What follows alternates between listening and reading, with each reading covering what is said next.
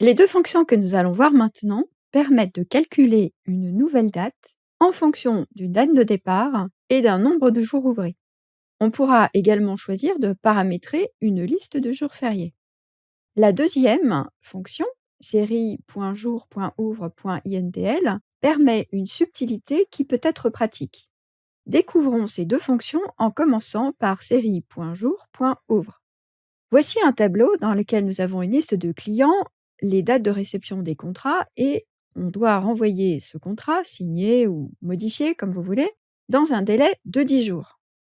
Pour cela, on va utiliser une fonction qui va nous permettre de calculer la nouvelle date à partir donc de la date de départ en fonction de la liste des jours fériés, mais également du week-end bien sûr, puisque ce sont des jours ouvrés. Voici la syntaxe de la formule.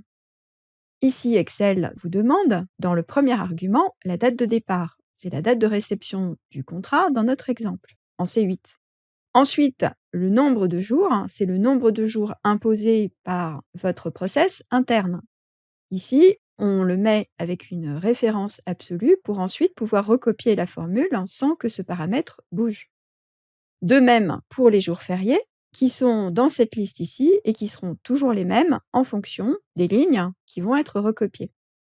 Une fois qu'on a indiqué à Excel tous ces paramètres, on peut valider la formule. Et si par exemple on prend le 12 juillet ici et qu'on rajoute 10 jours avec les paramètres que l'on a indiqués, on va compter. Donc on part du 12, 1, jusqu'au 13. On ne va pas compter le 14 juillet puisqu'il est férié.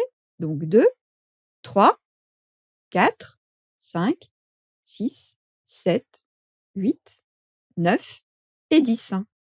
On est bien au 27 juillet puisque j'ai évidemment pas compté le samedi et le dimanche, qui sont les week-ends. Ça, c'est pour la première formule. Voici maintenant la subtilité de l'autre formule. Ici, vous allez reconnaître tout le début de la formule, puisque Excel va nous demander la date de départ, le nombre de jours, qui soient exactement les mêmes que tout à l'heure. Et ici, on a nombre, jour, week-end. Eh bien, ce sont en fait des codes que vous allez indiquer en fonction des jours de week-end.